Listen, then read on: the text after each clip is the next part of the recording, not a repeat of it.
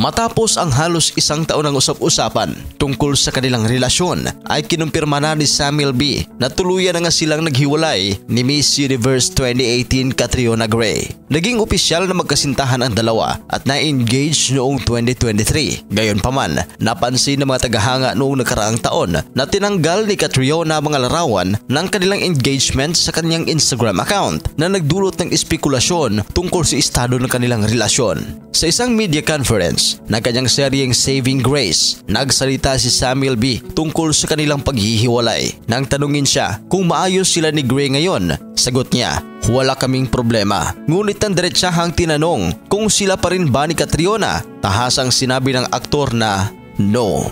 Nilinaw ni Samuel B ang usap-usapan na may third party na sangkot sa kanilang hiwalayan, lalo na ang umano'y ugnayan nila ni Moira De La Torre. Nagbigay rin siya ng babala sa publiko na mag-ingat sa mga impormasyong nakikita online. Kung matatandaan ay nagtrending ang isang video kung saan ay iniwasan ni Catriona si Moira.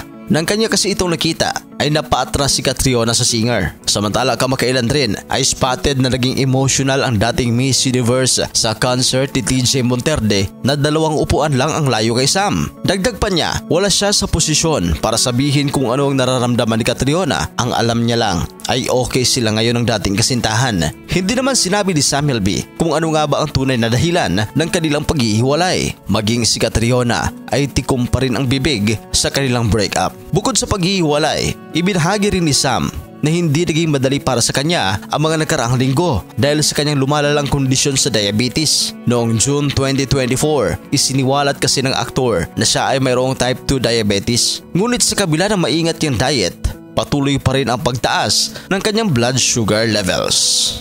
I-comment ang inyong reaksyon sa ating comment section at pag-usapan natin yan. At sa mga hindi pa nakapag-subscribe, huwag kalimutan mag-subscribe sa ating channel. Maraming salamat po.